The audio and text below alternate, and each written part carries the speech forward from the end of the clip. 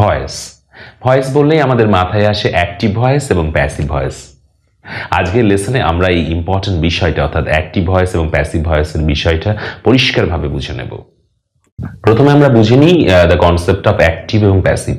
Active এবং passive দুটো শব্দ। অ্যাক্টিভ শব্দের মানে আমরা জানি যে কোনো একজনকে যদি বলি যে সে খুব অ্যাক্টিভ, তার মানে বোঝায় সে খুব কাজ টাজ করতে পারে আর কি, ভালোবাসে। আর কাউকে যদি বলি যে খুব সে প্যাসিভ, তার মানে সে কাজটা করতে অতটা ইন্টারেস্টেড নয়, চুপচাপ থাকে আর কি। তো সেখান থেকে আমরা কিন্তু অ্যাক্টিভ এবং প্যাসিভের কনসেপ্টটা বুঝে নিতে পারি। আচ্ছা, বাংলায় প্রথমে বুঝে নিই আমরা ব্যাপারটা, তারপর আমরা ইংলিশ বাক্য দিয়ে সেগুলোকে আমরা আরো পরিষ্কারভাবে বোঝার চেষ্টা করব। তা কখন একটা বাক্যে সেই ভার্বটাকে বলা হয় যে অ্যাক্টিভ ভয়েসে আছে? কেমন? প্রত্যেকটা সেন্টেন্স শুরু হচ্ছে একটা সাবজেক্ট দিয়ে, মানে বলতে চাইছি একটা সেন্টেন্সের যার সম্বন্ধে বলা হচ্ছে সে হচ্ছে সাবজেক্ট, আর সাবজেক্টের পরে থাকছে একটা ভার্ব। ভার্বটার মানে হচ্ছে কি যে কোনো কাজ করা, কোনো একটা ফাংশন, কোনো একটা কাজ।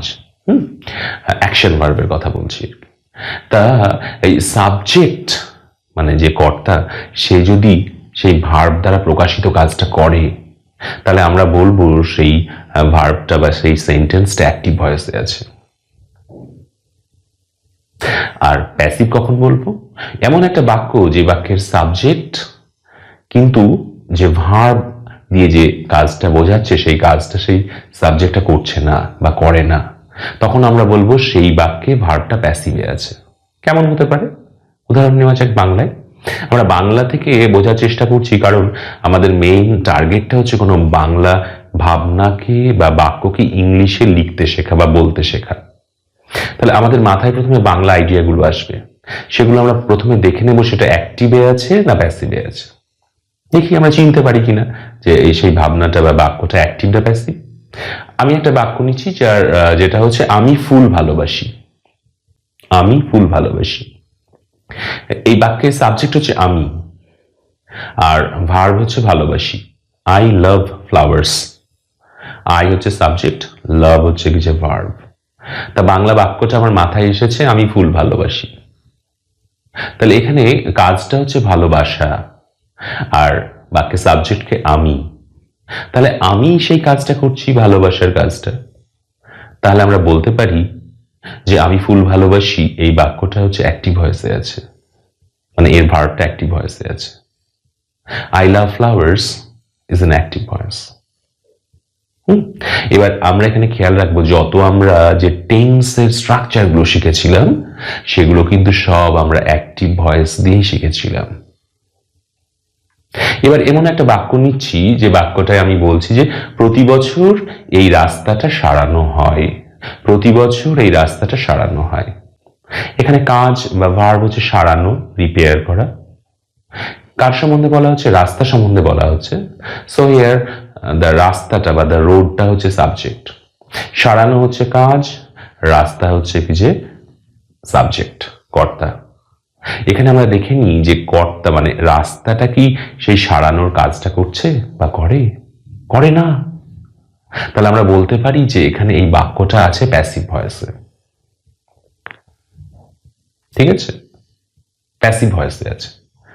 সাবজেক্ট যে ভার্বের কাজ সেটা করছে না, বরঞ্চ সেই কাজের এফেক্টটা সাবজেক্ট উপরে পড়ছে।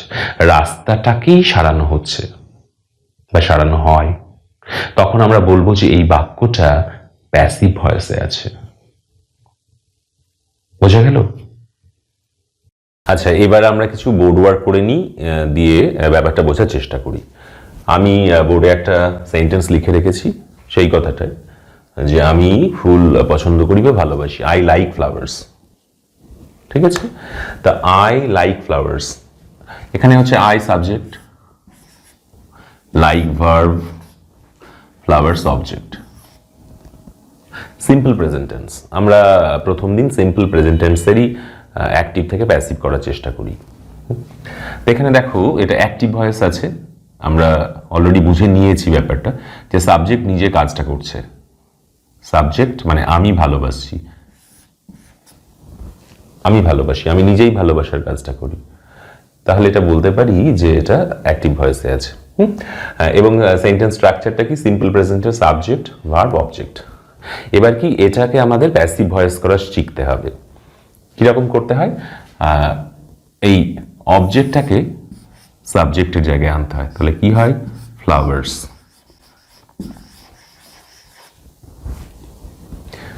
তারপরে বি ভার্ব বসাতে হয়। ফ্লাওয়ার্স যেহেতু বহুবচন, তাহলে বি ভার্বটা আর হবে। বি ভার্ব সিম্পল প্রেজেন্ট টেন্সে যা যা হতে পারে, অ্যাম, ইজ, আর। আই সাবজেক্ট হলে তারপরে অ্যাম বসে, ইউ সাবজেক্ট হলে তারপরে আর বসে। আর সাবজেক্ট যদি এক বচন হয় তাহলে ইজ, আর সাবজেক্ট যদি বহুবচন হয় তাহলে আর। সেই কমন নিয়মটা, সেই অনুযায়ী ফ্লাওয়ার্সের পরে আর হলো। এইবার ভার্বের ফর্মটা কি হবে, এই ভার্বটার পাস্ট পার্টিসিপলের ফর্ম বসবে, লাইকড। লাইক ভার্বের past participle, like, liked, liked. By, একটা প্রিপোজিশন বাই, আর এই আই সাবজেক্ট যেটা ছিল সে অবজেক্টের পজিশনে গিয়ে হচ্ছে মি। মানেটা কেমন হয়, ফুল ভালোবাসা হয় বা পছন্দ করা হয় আমার দ্বারা। Flowers are liked by me. স্ট্রাকচারটা যদি খেয়াল করি কি হয়, প্রথমে সাবজেক্ট বসেছে, তারপরে বি ভার্ব বসেছে, তারপরে ভার্বের পাস্ট পার্টিসিপল বা থার্ড ফর্ম বলতে পারি, তারপরে বাই, তারপরে অবজেক্ট। তাহলে আমরা কি কি জিনিস খেয়াল করলাম, একটা নতুন স্ট্রাকচার পেলাম, সাবজেক্ট, বি ভার্ব, ভার্বের থার্ড ফর্ম। সিম্পল প্রেজেন্ট টেন্সের অ্যাক্টিভ থেকে প্যাসিভ করলে প্যাসিভের স্ট্রাকচারটা হচ্ছে এইটা, সাবজেক্ট, বি ভার্ব, বি ভার্বটা হতে পারে প্রেজেন্ট ফর্মগুলো অ্যাম, ইজ, আর, ভার্বের থার্ড ফর্ম বাই, তারপরে অবজেক্ট। কিছু ক্ষেত্রে এই বাই কার দ্বারা কাজটা হয়েছে সেটা যদি উল্লেখ করাটা ব্যাপারটা ইম্পর্টেন্ট না হয়, তাহলে শুধু এইটুকু প্যাসিভের স্ট্রাকচার দিয়েই আমাদের কাজ চলে যায়, বা সেইটুকুই লিখতে হয় বা বলতে হয়। এবং এর বাংলাটা যদি করি তাহলে কেমন হয়, কোনো কাজ করা হয়, কোনো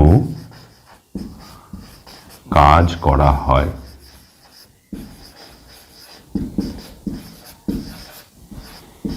করা হয়। তাহলে আমাদের গ্রামারের যদি প্রশ্ন আমাদের উত্তর করতে হয়, তাহলে এইরকম একটা অ্যাক্টিভ সেন্টেন্স থাকলে সেটা থেকে প্যাসিভ করব কি করে, অবজেক্টটাকে সাবজেক্ট নিয়ে এলাম, বি ভার্ব দিলাম, ভার্বে থার্ড ফর্ম দিলাম, বাই দিলাম, আর এই সাবজেক্টটা অবজেক্টের পজিশনে গিয়ে চেঞ্জ হয়ে মি হয়ে যাচ্ছে।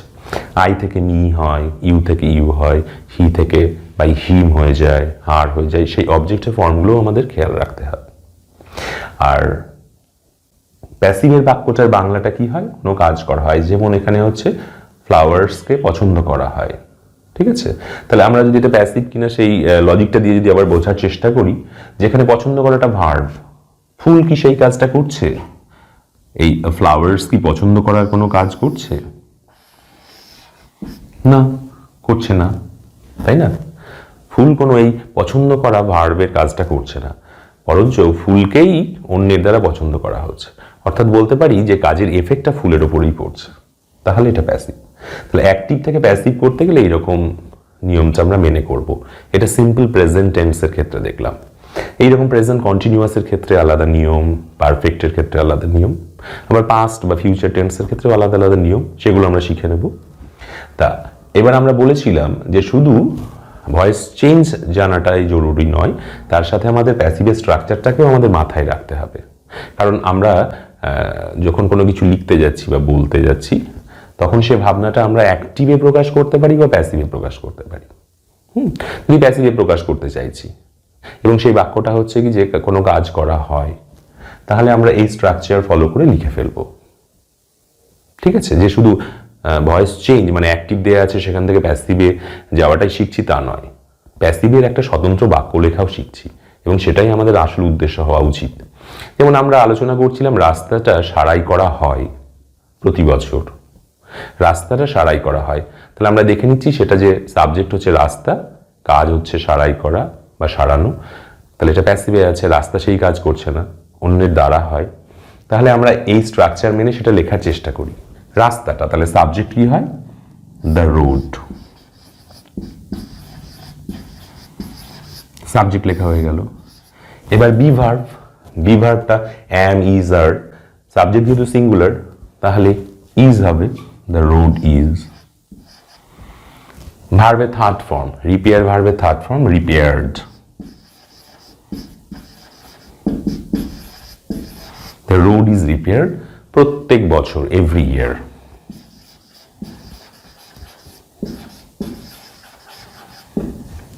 কাদের দ্বারা সেটা ইম্পর্টেন্ট যদি না হয় তাহলে আর লিখবো না আমরা, হ্যাঁ। আর যদি সেটা বলতে হয় তাহলে by the contractor, by the workers, কিছু একটা হতে পারে। কিন্তু আমাদের মেইন পারপাস হচ্ছে এইটা, দ্য রোড, তারপরে বি ভার্ব হলো, তারপরে ভার্বের পাস্ট পার্টিসিপল হলো, দ্য রোড ইজ রিপেয়ার্ড। এটা কিন্তু কোনো আমরা অ্যাক্টিভের বাক্য দেওয়া আছে সেখান থেকে কিন্তু এটাকে বানালাম না, অর্থাৎ ভয়েস চেঞ্জ করলাম না, আলাদাভাবেই স্বতন্ত্রভাবেই প্যাসিভটা আমরা লিখতে পারলাম। কখন কোনো কাজ করা হয় এইরকম যদি বোঝানো এরকম বাক্য আমরা লিখতে চাই তাহলে আমরা এই স্ট্রাকচার ফলো করব। আর কেউ কিছু করে সেইটা হলে আমরা অ্যাক্টিভের এই বাক্য স্ট্রাকচারটা ফলো করব, ঠিক আছে। আরো যদি হতে পারে যে আমি বলছি যে ফুলগুলো তোলা হয়, তাহলে ফ্লাওয়ার্স আর তোলা প্লাকড বা কালেক্টেড, ঠিক আছে। গাছটাকে লাগানো হয়, the tree is planted, the tree is planted. এইরকম করে আমরা অনেক বাক্য করতে পারি। তাহলে আমরা কি শিখছি? যে সিম্পল প্রেজেন্টের দুটো স্ট্রাকচারই শিখছি, অ্যাক্টিভেরও শিখছি, প্যাসিভেরও শিখছি। এইবার ভয়েস চেঞ্জের ক্ষেত্রে আর একটা নিয়ম মনে রাখবো যে আমার যদি এমন কিছু বাক্য হতে পারে যেগুলোর অবজেক্ট নেই, অর্থাৎ ভার্বটা যদি ইনট্রানজিটিভ ভার্ব হয় তাহলে কিন্তু সেটার প্যাসিভ করা সম্ভব নয়। আমি যদি বলি আই স্লিপ বা আই রান, আই গো, তাহলে তারপরে অবজেক্ট বসছে না, তাহলে সেটার ক্ষেত্রে কিন্তু প্যাসিভ করা সম্ভব নয়। সেটাও কিন্তু আমাদের খেয়াল রাখতে হবে, ঠিক আছে। আর একটা জিনিস যেটা দেখলাম যে সাবজেক্টের পজিশনটা যখন প্যাসিভ করছি অবজেক্টের পজিশনে গিয়ে কি হয়ে যাচ্ছে সেটাও খেয়াল রাখতে হচ্ছে। আই যেমন মি হয়ে যাচ্ছে, ইউ থাকলে ইউই হয়, হি থাকলে হিম হয়, হ্যাঁ, শি থাকলে হার হয়, দে থাকলে দেম হয়, সেগুলো আমাদের খেয়াল রাখতে হচ্ছে। কিন্তু আমাদের মেন যে ব্যাপারটা মাথায় রাখতে হবে যে আলাদা আলাদাভাবে অ্যাক্টিভের এবং প্যাসিভের স্ট্রাকচারটা খেয়াল রাখতে হবে, যাতে আমরা আলাদাভাবে অ্যাক্টিভেরও বাক্য লিখতে পারি, প্যাসিভেরও বাক্য লিখতে পারি, ঠিক আছে। তাহলে এইটুকু বোঝা গেছে আশা করি। Thank you.